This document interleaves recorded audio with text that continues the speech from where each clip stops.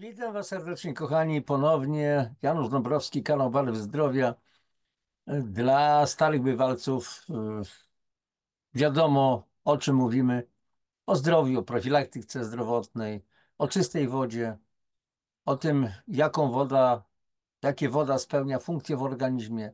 Mówimy o odżywianiu, o suplementacji, nieodzownej już dzisiaj. Mówimy o tym, że trzeba filtry w domu mieć osmotyczne, żeby pić czystą wodę. Bo woda rozcieńcza kwasy, wypłukuje, rozpuszcza złogi, wypłukuje, transportuje i tak dalej, i tak dalej. Mówimy o polach magnetycznych, tych destrukcyjnych i tych terapeutycznych, bo są takie pasma. Są urządzenia do terapii polami magnetycznymi i dzisiaj już suplementacja polami magnetycznymi jest absolutnie nieodzowna, absolutnie nieodzowna. Niestety ta wiedza jest ciągle niszowa.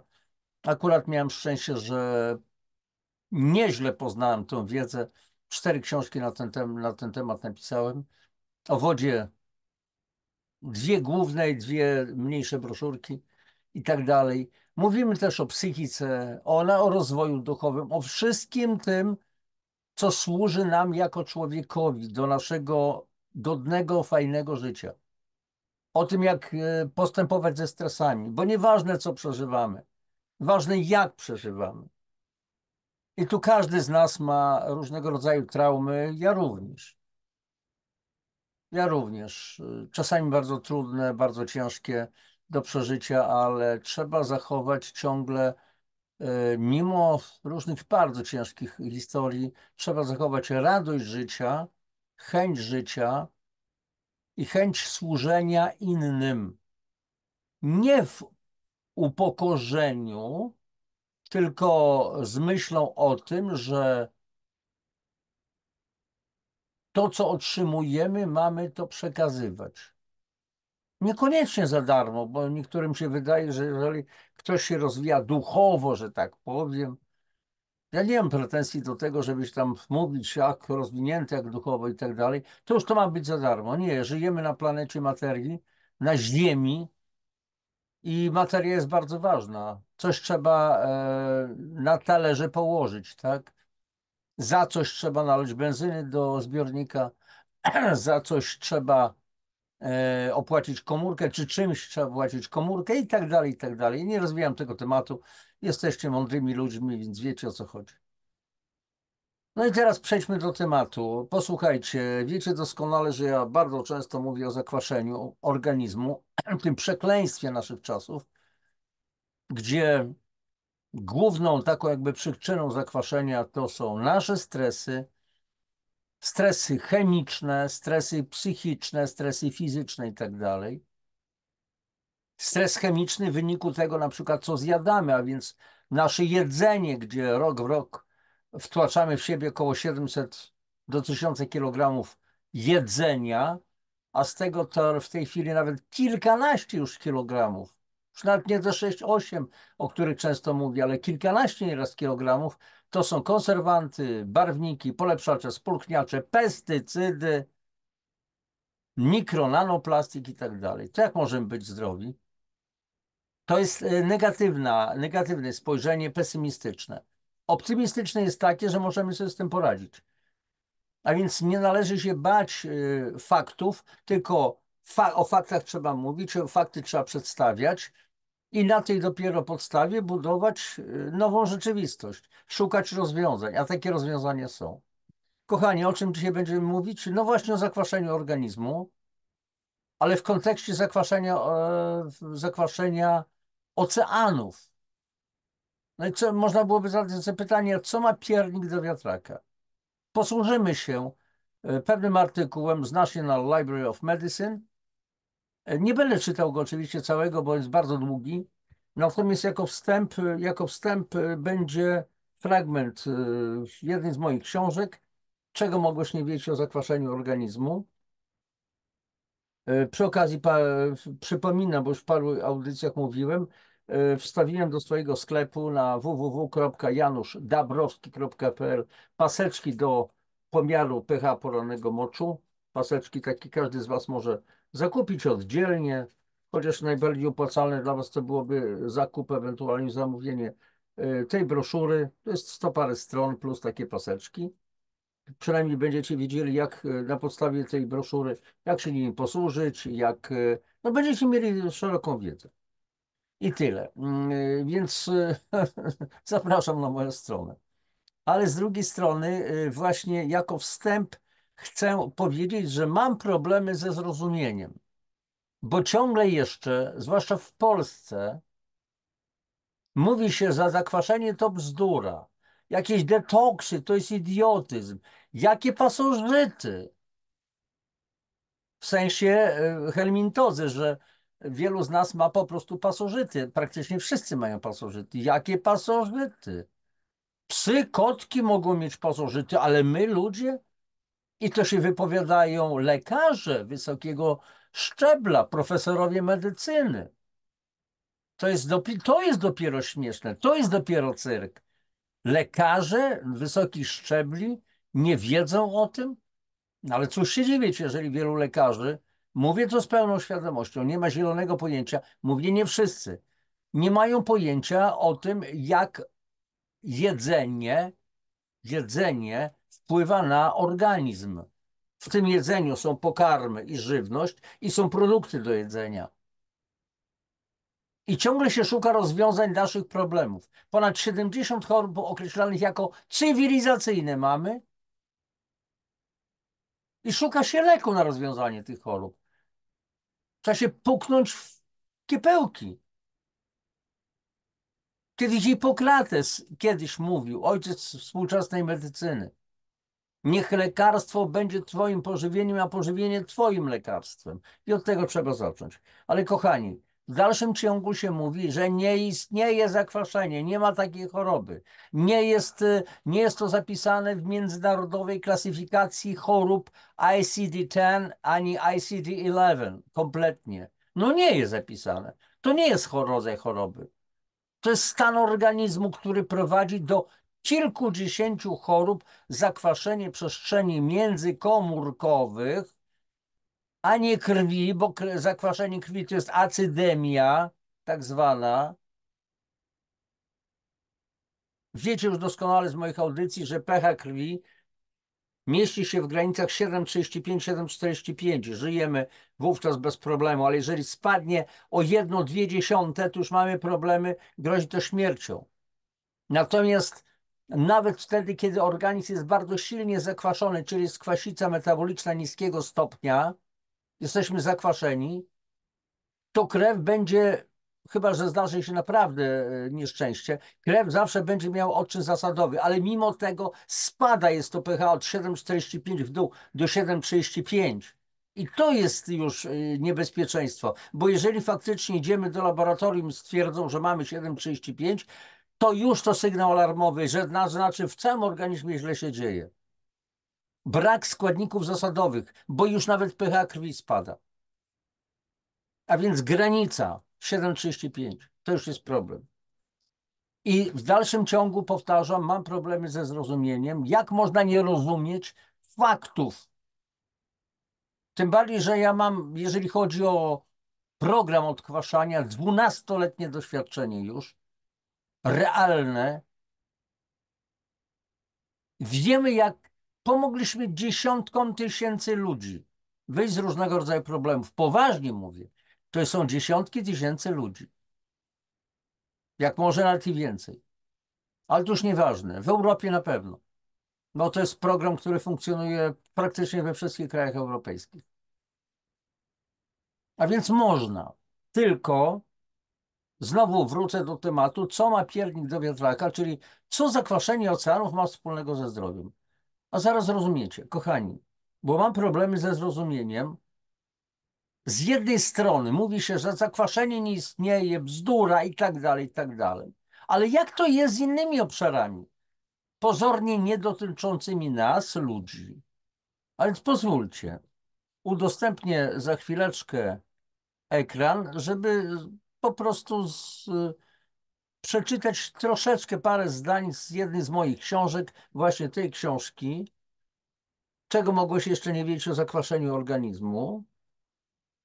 I jeden z rozdziałów Ja zacytuję na początek Alberta Einsteina. Tylko dwie rzeczy są nieskończone. Wszechświat oraz ludzka głupota, choć nie jestem pewien co do tej pierwszej.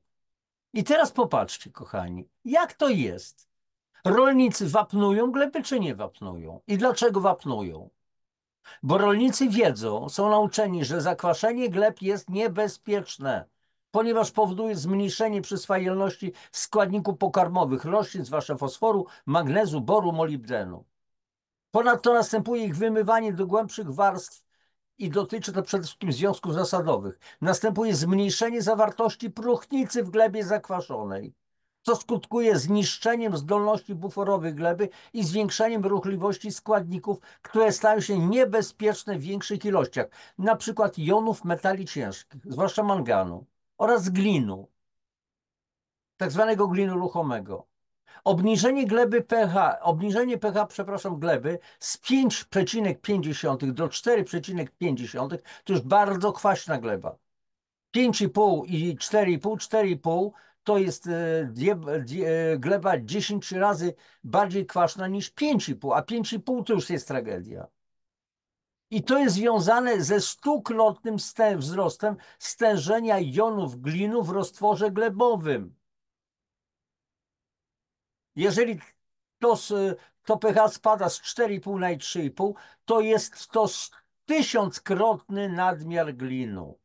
A nadmiar glinu jest szkodliwy zwłaszcza dla jęczmienia, pszenicy, buraków, gorczycy, koniczyny, nadmiar rozpuszczonego manganu, zwłaszcza dla koniczyny, lucerny i tak dalej. A czym dla nas ludzi grozi glin? Choroba Alzheimera i inne choroby neurodegeneracyjne. Są badania na to. Dalej. Spadek żyzności gleby, zmniejszenie produkcji biomasy, pogorszenie jej jakości i tak dalej, i tak dalej. Więc jak to w takim razie jest, że zakwaszenie jest dla gleby i roślin niebezpieczne, ale dla człowieka zakwaszony organizm nie ma stanowić problemu? Dalej. Kwaśne deszcze są niebezpieczne. Dlaczego? Powodują uszkodzenia igieł, liści drzew, ich systemu korzeniowego, zmniejszenie odporności na choroby pasożytnicze, grzyby, owady i tak dalej. Kwaśne deszcze uszkadzają budynki, pomniki, rozpuszczają cement, wapień, powodują zaburzenia w rozmnażaniu fauny. Jak to jest, że kwaśne deszcze są niebezpieczne dla leśnego ekosystemu, dla budynków, ale dla człowieka zakwaszony organizm nie ma stanowić problemu? Ba, zakwaszenie nawet nie istnieje.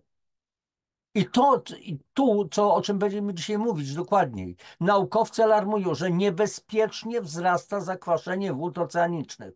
Globalna średnia wartość pH na powierzchni oceanu wynosiła w epoce przedprzemysłowej 8,2-8,4 i spadła obecnie, akurat to był 2016 rok, jak to pisałem, do wartości około 8,1. Do roku 2100 mogą być osiągnięte wartości 7,8 do 7,9, co spowoduje poważne zagrożenie dla morskiego ekosystemu, ponieważ zmiany w pH i składzie węglanowym zmuszają organizmy morskie do zużywania większych ilości energii na utrzymanie właściwego składu chemicznego w swoich komórkach. W przypadku niektórych organizmów oznaczać to może, że mniej energii pozostanie na inne procesy biologiczne, na przykład na wzrost, reprodukcję czy reagowanie na niekorzystne zmiany w otoczeniu. Więc jak w takim razie jest, że zakwaszenie jest groźne dla oceanicznego ekosystemu, ale dla człowieka zakwaszony organizm nie ma stanowić problemu? Przecież tutaj jest mowa. Zmiany w pH i składzie węglanowym zmuszają organizmy morskie do zużywania większych ilości energii. A co się dzieje w organizmach naszych? Wiecie co? Czasami dostaję wścieklicy na tych lekarzy, na tych quasi naukowców, którzy mówią, że to o czym ja mówię, mówi wielu innych ludzi. Wielu lekarzy również w Polsce coraz więcej mówi o zakwaszeniu. I oni nadal twierdzą, że to nie istnieje. W jakim wy świecie żyjecie? Mówię do tych właśnie mądrych, ex cathedra mądrych. I oczywiście tutaj nie będę wszystkiego pisał, ale pisze o pH moczu zdrowego noworodka, więcej i tak dalej, i tak dalej. O tym, że częstość występowania cukrzycy typu 2 jest zdecydowanie wyższa u osób silnie zakwaszonych i tak dalej. O tym, że pacjenci z nowotworami mają bardzo niskie pH. O, kamice nerkowe i inne kamice. To jest wynik zakwaszenia organizmu, wszystko to jest. I żeby to był koniec o tym, zakwaszenie, kochani, jest normalne, ale jedynie dla zwłok. Strasznie to brzmi, ale taka jest prawda. Natomiast zdrowie, sprawność i uroda mają odczyn zasadowy. I zatrzymuję to udostępnienie. To był taki trend malutki, a teraz znowu udostępniam ekran z artykułem. A więc posłuchajcie, jest taki artykuł na stronie National Library of Medicine na temat zakwaszenia, no właśnie, Ocean Acidification and Human Health, zakwaszenie oceanów, a zdrowie ludzkie i tak dalej, więc link do tego artykułu oczywiście będzie do wersji anglojęzycznej i do translacji. I teraz popatrzcie, więc naukowcy tym się zajmują. Badają to wszystko. Mówią, że zakwaszenie oceanów jest potwornie niebezpieczne dla całego ekosystemu, dla całej naszej gospodarki, ale na bazie tego, o czym tutaj jest mowa, można wysnuć proste wnioski. Zakwaszenie jest potwornie niebezpieczne dla nas, dla ludzi. A więc zakwaszenie oceanów i zdrowie człowieka.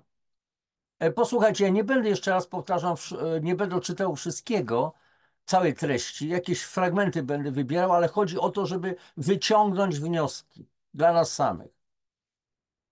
Oceany dostarczają zasobów kluczowych dla zdrowia, dobrego samopoczucia ludzi, w tym żywności, tlenu, środków do życia, błękitnych przestrzeni i leków. Globalne zagrożenie dla tych zasobów spowodowane przyspieszającym zakwaszeniem oceanów staje się coraz bardziej widoczne, ponieważ oceany świata pochłaniają emisję dwutlenku węgla.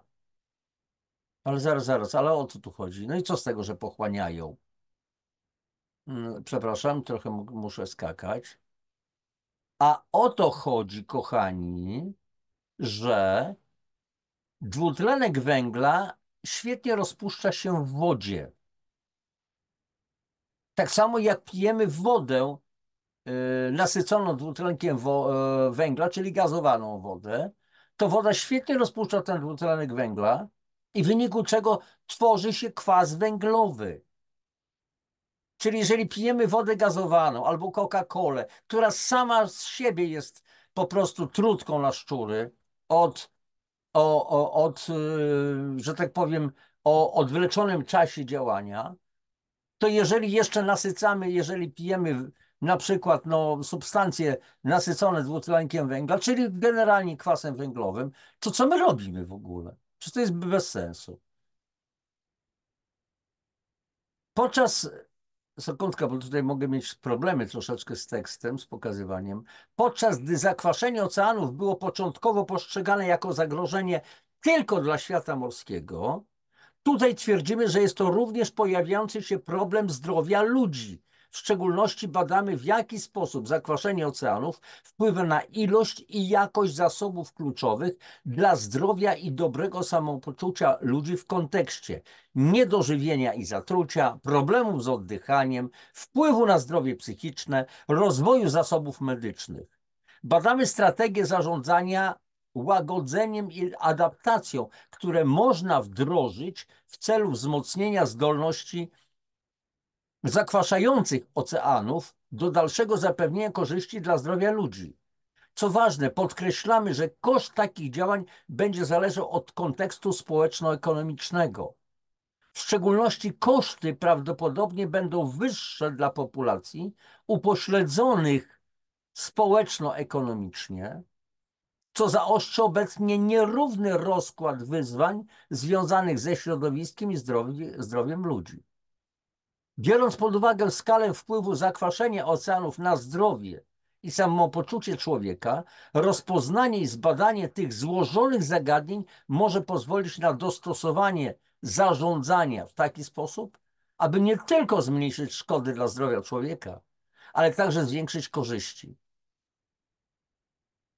I istnieje ścisły związek między zdrowiem człowieka i dobrostanem ludzi, a naszą biosferą, szczególnie hydrosferą. Oceany zapewniają odżywianie, leki, korzyści dla zdrowia psychicznego, fizycznego, kontrolę klimatu, łagodzenie zarówno CO2, jak i globalnego ocieplenia oraz ochronę wybrzeży. Jednak dostarczanie tych zasobów może zostać zmienione, aby działać jako czynniki stresogenne dla zdrowia ludzi. Oznacza to, że zdrowie i dobrostan nas, ludzi, mogą być negatywnie dotknięte poprzez szereg zmian biologicznych, w tym modyfikację czasu, wielkości i wartości odżywczej morskich produktów spożywczych.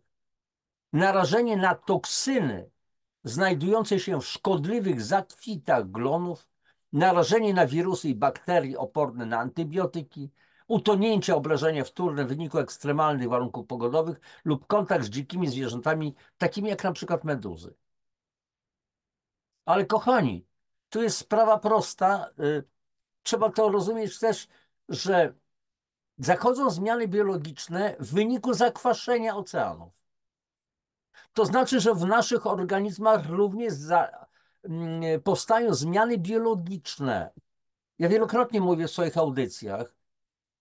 Wszelkie patogeny, wszelkie bakterie gnilne, wszelkie grzyby, wszelkie pasożyty, wirusy uwielbiają środowisko zakwaszone. W kilku audycjach mówiłem, bo mamy ciągle zagrożenie wirusowe. Jeżeli mamy kapsę wirusa, czyli taką powiedzmy kulkę, która składa się z takiej otoczki białkowo-tłuszczowej, w środku jest kapsyd i w środku na przykład jest, jeżeli to jest wirus typu RNA, informacja jest w postaci tego RNA i wirus wnika do naszego ustroju, przykleja się do komórki naszego ciała, czy do wielu komórek liczne wirusy, to teraz chodzi o to, żeby ta informacja RNA przedostała się do wnętrza naszej komórki, to otoczka tego wirusa musi zostać rozpuszczona. A rozpuszcza się w środowisku zakwaszonym. Przestrzenie międzykomórkowe są kwaśne, rozpuszcza się ta otoczka i wylewa się zawartość po prostu tego wirusa do wnętrza naszej komórki. Jest infekcja, jest replikacja i tak dalej. Ja oczywiście to bardzo mocno spłycam. Jeżeli mamy środowisko zasadowe, czyli alkaliczne, czyli pH przestrzeni międzykomórkowych, w których pływają komórki, jest alkaliczne na poziomie 7,4, nie ma mowy o tym, żeby ta otoczka tego wirusa została po prostu zniszczona, rozpadła się, została jakby w jakiś sposób strawiona i żeby informacja, która jest w wirusie, została wylana do wnętrza naszych komórek. O to tu chodzi. Interakcje między ludźmi, naszym zdrowiem, naszymi oceanami prawdopodobnie będą coraz bardziej modyfikowane w miarę nasilania się zmian w środowisku spowodowanym przez człowieka. W miarę jak negatywne zmiany w globalnych oceanach objawiają się jako koszty dla dobrostanu człowieka, problemy zdrowotne i rozwiązania środowiskowe stają się coraz bardziej rozpoznawalne w skali już globalnej. I teraz popatrzcie, zakwaszenie oceanów. Dlaczego? Dlatego, że jest globalne zagrożenie ze strony dwutlenku węgla, który jednak gromadzi się w oceanach świata i to właśnie dwutlenek węgla, to o czym ja mówiłem, rozpuszcza się w wodzie, tworzy się kwas węglowy. A więc gromadzi się dwutlenek węgla w oceanach świata i powoduje zakwaszenie oceanów. To jest coraz bardziej widoczne. W miarę jak ludzie wydobywają i spalają paliwa kopalne, oraz powodują wylesianie, stężenie dwutlenku węgla w atmosferze wzrasta. Poziom CO2 przekracza obecnie poziom z czasów przedindustrialnych, przedprzemysłowych. Z uwolnionego CO2 około 25% jest pochłaniane przez oceany, gdzie wchodzi w interakcję z wodą morską i tworzy kwas węglowy, co prowadzi do obniżenia pH, wzrostu zakwaszenia i zmiany składu chemicznego węglanów. Średnie pH powierzchni oceanu spadło już o 1/10 jednostki od początku rewolucji przemysłowej. A do końca stulecia spodziewany jest dalszy spadek o 3 do 4 jednostek. Czyli to, co mówiłem na podstawie tej mojej publikacji, że do końca 2100 mogą być osiągnięte wartości 7,8, 7,9 pH zamiast 8,3, 8,4. Ponieważ pH mierzy się w skali logarytmicznej, o czym, kochani, wiecie, odpowiada to podwojeniu kwasowości do roku 2100. Zmiany te zachodzą na niespotykaną dotąd skalę i z szybkością, szybko narażając ekosystemy morskie na warunki, których nie doświadczyły przez miliony lat. I tu pewne fragmenty będę omijał. Wykazano, że szeroka gama organizmów, od bakterii po ryby, jest negatywnie dotknięta zakwaszeniem oceanów. To zaraz, jak to? Na bakterie zakwaszenie będzie źle wpływać, na ryby będzie źle wpływać, ale zakwaszenie naszego organizmu źle nie wpływa na komórki, które pływają w przestrzeniach międzykomórkowych. No wyobraźcie sobie dziecko, które pływa w wodach płodowych matki. Te wody płodowe mamy powinny mieć pH jak najczystszych wód oceanicznych. 8,2, 8,4. Tymczasem pH wód płodowych spada. 7,8, 7,9. Breja zaczyna być. To jak może być zdrowy noworodek? Co się dzieje z jego skórą? I zobaczcie, noworodek wpływa w substancji alkalicznej, silnie alkalicznej. Ale nam się wmawia, że pH naszej skóry ma być kwaśne, żeby zabezpieczać nas przed infekcjami bakteryjnymi. Co to są za bzdury w ogóle? Kto to w ogóle wymyślił? Czy ci, którzy to mówią, to myślą logicznie? Słuchajcie, wielu z was ma prawo nie wiedzieć. Jeszcze dzisiaj, bo wielu z was być może nie spod tych nowych moich gości, którzy to oglądają, możecie nie wiedzieć, możecie nie mieć tej wiedzy. To jest zupełnie zrozumiałe. Ale tak zwani fachowcy, żeby nie wiedzieli, o co chodzi? I jeszcze się upierają w dodatku i są odporni na wiedzę. Niech pan nie mówi, że takich bzdur nie istnieje zakwaszenie. Wiecie, ile razy się tego nasłuchałem od lekarzy? Dlatego jestem tak cięty na nich, na niektórych. W miarę postępu zakwaszania wiele organizmów musi inwestować w dodatkową energię w utrzymanie równowagi kwasowo-zasadowej. I co, to nas ludzi nie dotyczy, jeżeli jesteśmy zakwaszeni? Dodatkową energię w procesy metaboliczne lub inne funkcje biologiczne, co ma konsekwencje dla ich wzrostu, rozmnażania i przetrwania. W rezultacie około 50% wszystkich gatunków testowanych w laboratorium wykazało negatywne reakcje na zakwaszenie oceanów. No więc negatywne reakcje na zakwaszenie oceanów, a w naszym organizmie pH przestrzeni międzykomórkowych spada i nie ma tutaj żadnych negatywnych reakcji. To jak to jest w ogóle? Mam problemy ze zrozumieniem. Co tu jeszcze? Negatywne skutki zakwaszenia oceanów są już widoczne w niektórych częściach świata. Na przykład zaobserwowany upadek przemysłu akwakultury ostryg wzdłuż zachodniego wybrzeża Stanów Zjednoczonych. W 2007 roku przypisano zakwaszeniu oceanów. Padają całe dziedziny gospodarki morskiej. Badanie wpływu zakwaszenia oceanów na zdrowie i dobre samopoczucie człowieka wymaga zrozumienia znacznej złożoności, co sprawia, że ten konkretny czynnik jest jednym z trudniejszych do zrozumienia i zarządzania.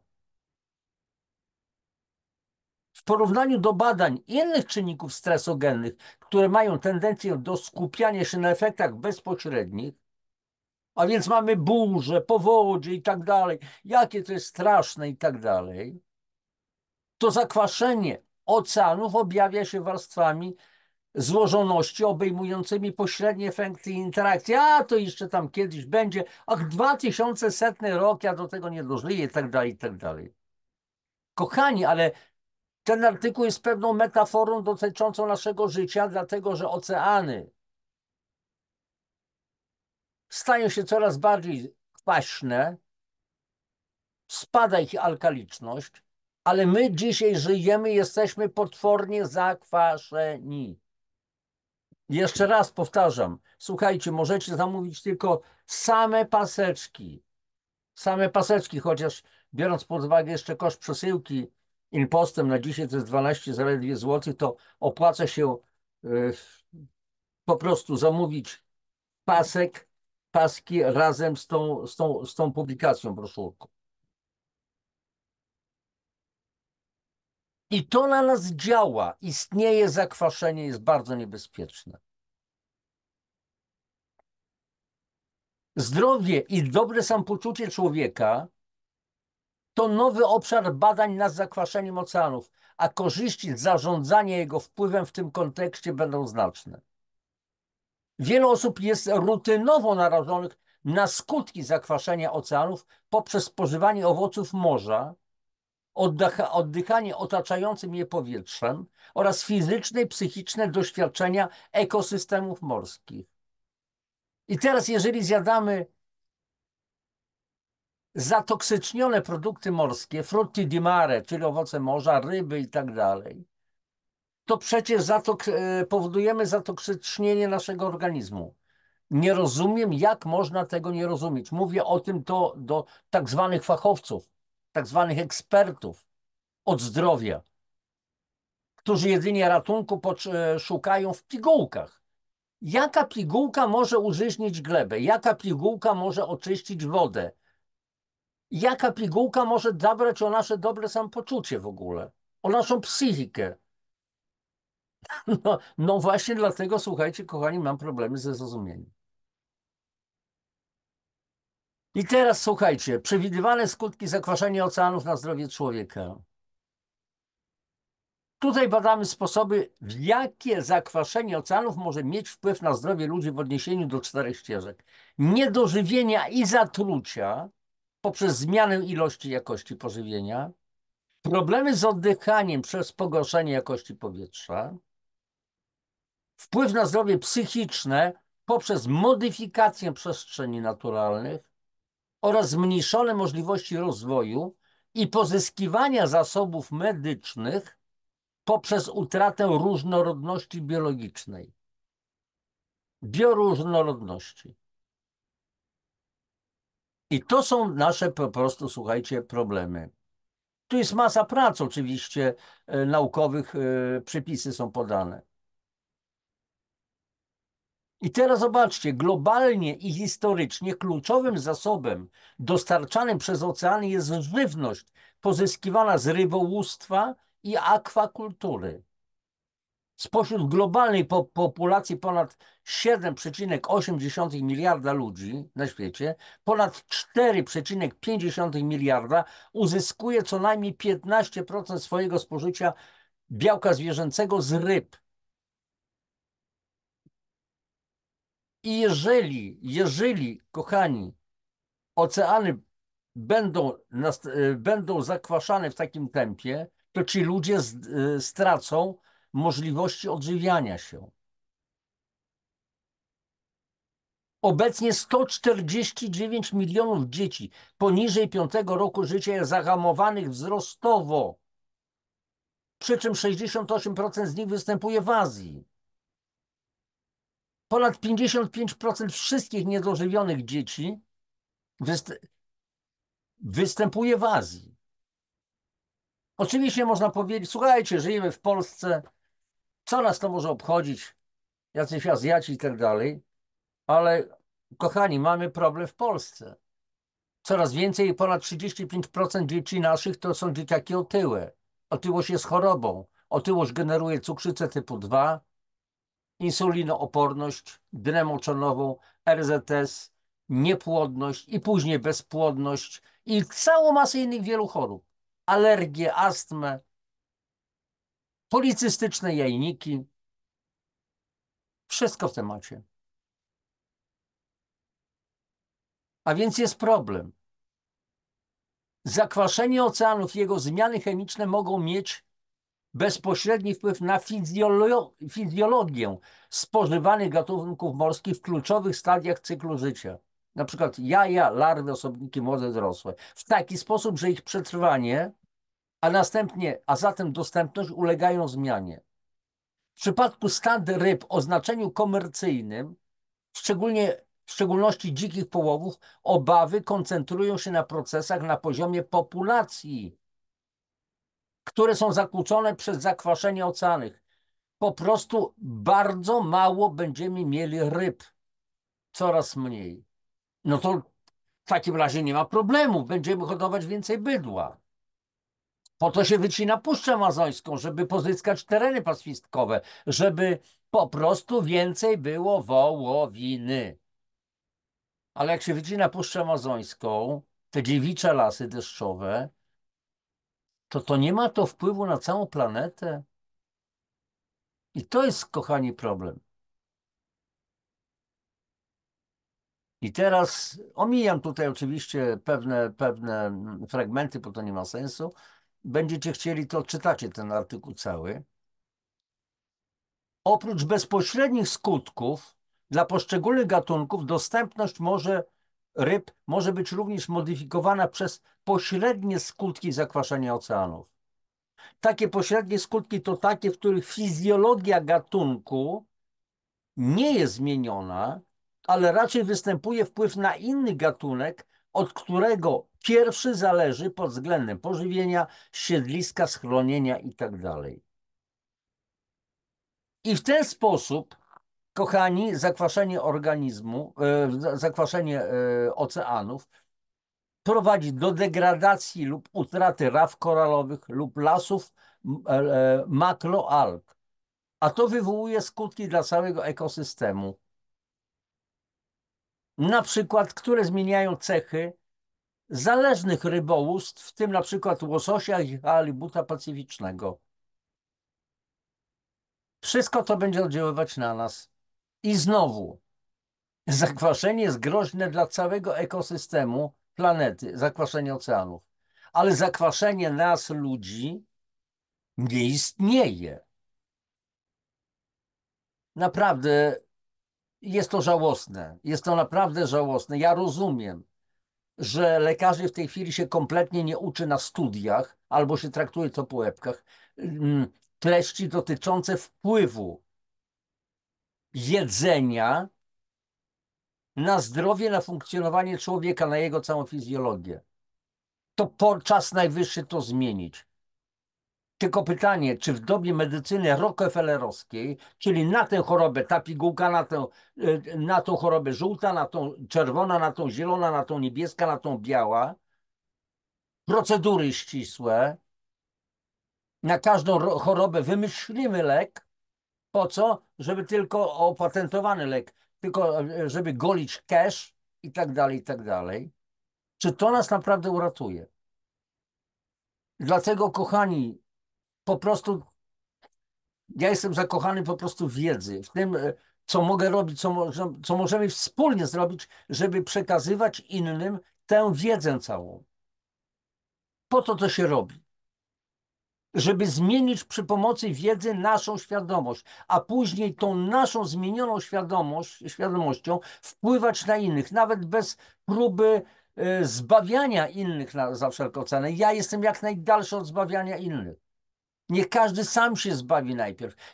Niech zbawiający stanie się samozbawianym na tej zasadzie.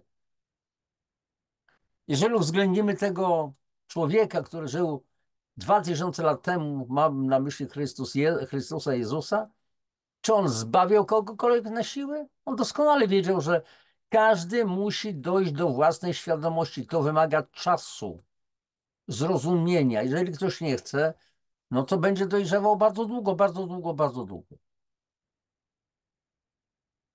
Ale my dzisiaj, jeżeli chodzi o nasze zdrowie, musimy dojrzewać bardzo szybko. Dlatego jest ta wiedza. Co jeszcze?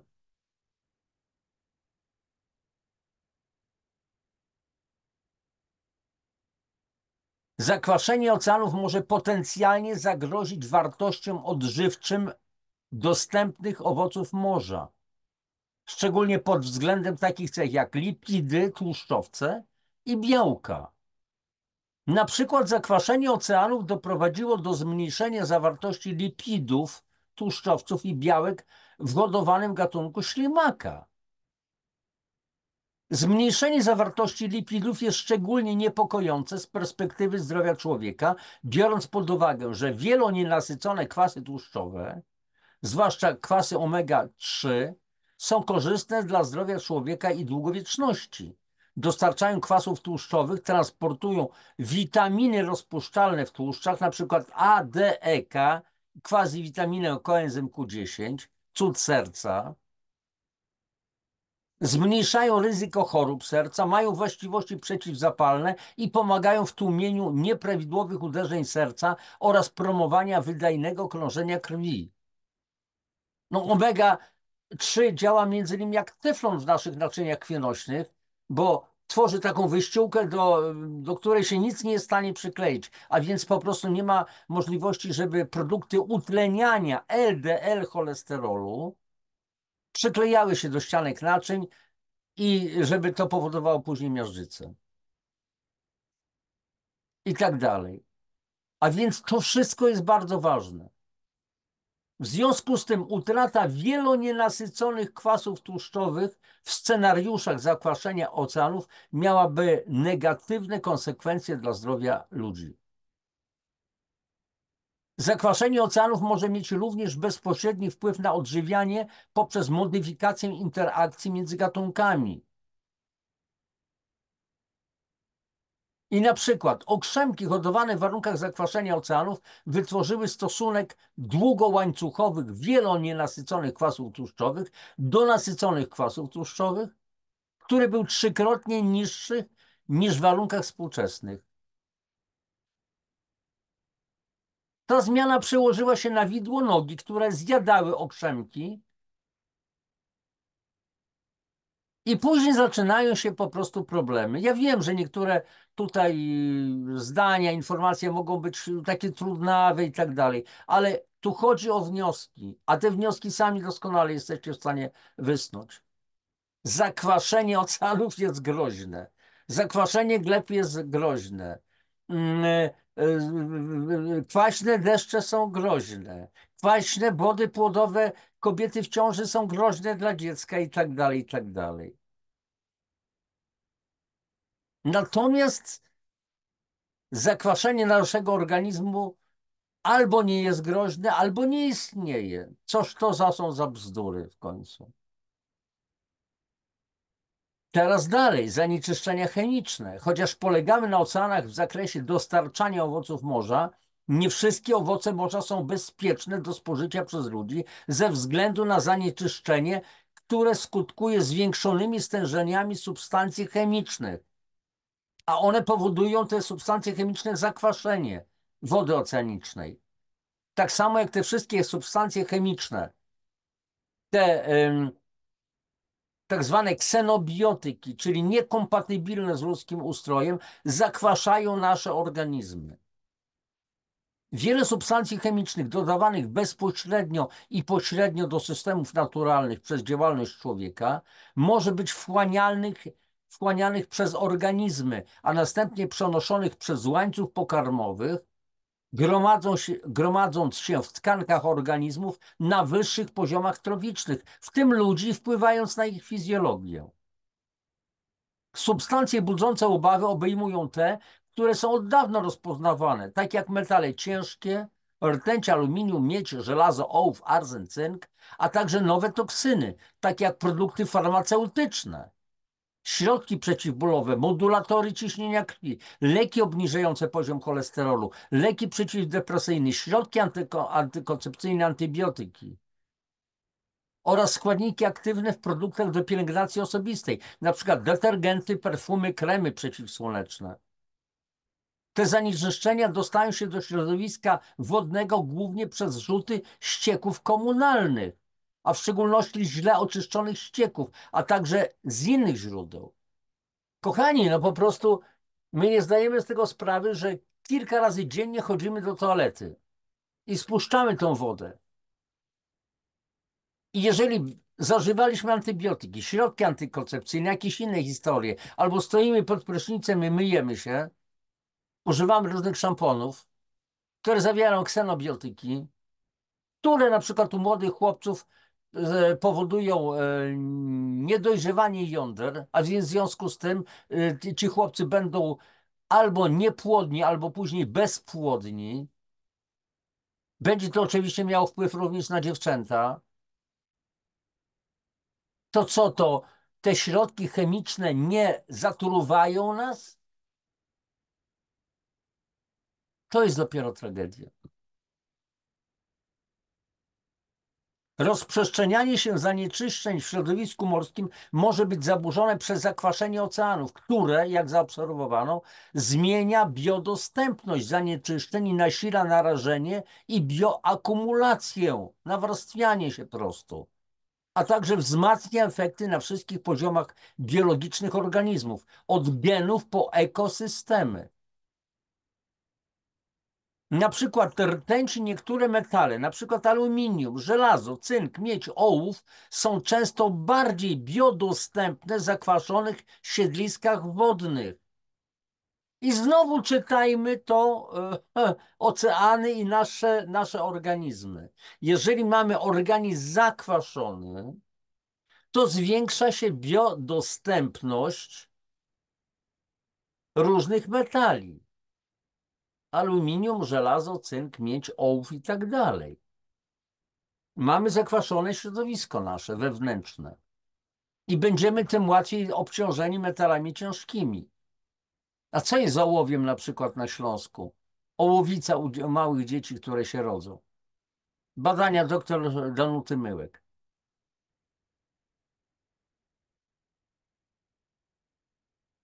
Alternatywnie zakwaszona woda morska może zwiększać akumulację, powodując uszkodzenie nabłonka, co skutkuje łatwiejszą penetracją kadmu lub osłabia zdolność do wykluczania kadmu. I tak dalej, i tak dalej, i tak dalej. Słuchajcie, ten artykuł jest bardzo długi, więc ja nie będę po prostu czytał. Artykuł stał się po prostu takim pretekstem do tego, żeby pokazać, że praktycznie nasz system, biosystem, ekosystem naszego ciała wcale się nie różni od biosystemu oceanów. Jeżeli naukowcy biją na alarm, że wzrasta zakwaszenie wód oceanicznych i jakie to powoduje skutki, to w takim razie, kochani, co się dzieje z naszymi ciałami? Prośba jest taka, żeby uodpornić się na informacje podawane przez tych fachowców, specjalistów, ekspertów, którzy o tym nie mają pojęcia. Żebyście wiedzieli na 100%, nawet nie do końca rozumiejąc pewnych rzeczy, bo też czasami pewnych rzeczy nie rozumiem jakichś nazw, pojęć i tak dalej, ale żebyśmy mieli wewnętrzne, głębokie zrozumienie, że dzisiaj mamy czas, kiedy środowisko, gdzie my zatruwamy środowisko i to środowisko później oddziałuje na nas i zatruwa nas. Szeroko pojęte środowisko. A więc zakwaszenie istnieje, zakwaszenie jest bardzo niebezpieczne i trzeba coś z tym radzić. Kochani, nie jesteśmy bezbronni. Często mówię, są wiadomości pesymistyczne, są wiadomości optymistyczne. Wiadomości pesymistyczne to jest przytoczenie pewnych faktów, informacji, co się dzieje. Ale wiadomości optymistyczne to znów przytoczenie faktów, żeby zrozumieć, jak to funkcjonuje i żeby zacząć przeciwdziałać. Bo jeżeli nic nie zrobimy, nie będziemy nawet wiedzieli, to już ponieśliśmy klęskę. A ponieważ wiemy, że są zagrożenia, to teraz możemy opracować system tego przeciwdziałania. Ale znowu mówiliśmy o zakwaszeniu organizmu. Trzeba się odkwaszać. Odkwaszajcie się, odkwaszajcie się. Odkwaszenie to nie jest tylko przyjmowanie jakichś specjalnych specyfików. To jest picie czystej wody, nisko mineralizowanej. Czyli chodzi o to, żeby jak najmniej skały było w tej wodzie rozpuszczonej. To jest ruch na świeżym powietrzu. To jest jak najwięcej warzyw przede wszystkim, troszeczkę mniej owoców ze względu na fruktozę obecną w owocach, ale z drugiej strony, jeżeli jest owoc, taki naturalny z drzewa, to tam jest błonnik, tam są liczne witaminy, minerały i tak dalej. I to się po prostu ta fruktoza niekoniecznie musi być, nie będzie akumulować się w organizmie. Bo organizm nie ma insuliny do spalania fruktozy. Insulina jest do przetwarzania glukozy, ale do fruktozy nie. Jak mówi doktor Oleszczuk, szanuję go, ma ogromną wiedzę, jest fantastycznym lekarzem. I jak wygląda? Jest szczupły. Jest szczupły, jest zdrowy. I prowadzi kapitalne audycje. Namawiam do słuchania na YouTubie. Znajdźcie Dr Oleszczuk, doktor Oleszczuk. Fantastyczny lekarz. Bardzo mi się podoba, tym bardziej, że swoje wywody, przecież jest lekarzem, a więc człowiekiem, który powinien gdzieś tam być już troszeczkę zepsuty w cudzysłowiu, nazewnictwem i tak dalej. On przedstawia tą swoją wiedzę w tak prosty sposób, tak zrozumiały dla każdego, że to jest bajeczka, no, miodzio na serce. Dobrze, kończymy na dzisiaj. Powtarzam, odkwaszajcie się. Szukajcie rozwiązań, chociaż rozwiązania są. Ja sam prowadzę od 12, od którego? Od 2013 roku kompleksowe wspomaganie metaboliczne organizmu, gdzie jest właśnie podstawą odkwaszanie. Program opracowany zresztą przez lekarzy. Jest wiedza. Po to tą pisałem książkę. Ona się zmieniała przez lata, aż no być może coś jeszcze dopiszę tutaj, ale chodziło o to, żeby ludziom, którzy zaczęli zajmować się tym zagadnieniem, odkwaszaniem, żeby dać wiedzę, uodpornić ich na głupotę, bo ciągle słyszałem: Janusz, ale słuchaj, lekarze mówią, że to nie istnieje, nie ma zakwaszenia, że nie ma takiej choroby i tak dalej, i tak dalej. Ja mówię: to czytajcie. I kochani paseczki, badajcie swoje pH, wtedy będziecie widzieli, czy jesteście zakwaszeni, czy też nie. Jak trzeba będzie jakiejś dodatkowej wiedzy, indywidualnych pytań, zawsze podaję kontakt do mnie w opisie audycji. Jest do mnie kontakt. Książki Janusz Dąbrowski @gmail.com, tylko polskie litery. Macie to wszystko. Piszcie i sprawa załatwiona. Natomiast książkę razem z paseczkami możecie otrzymać oczywiście na mojej stronie. To byłby na dzisiaj tyle. Do zobaczenia, do następnego spotkania. Cześć, papatki.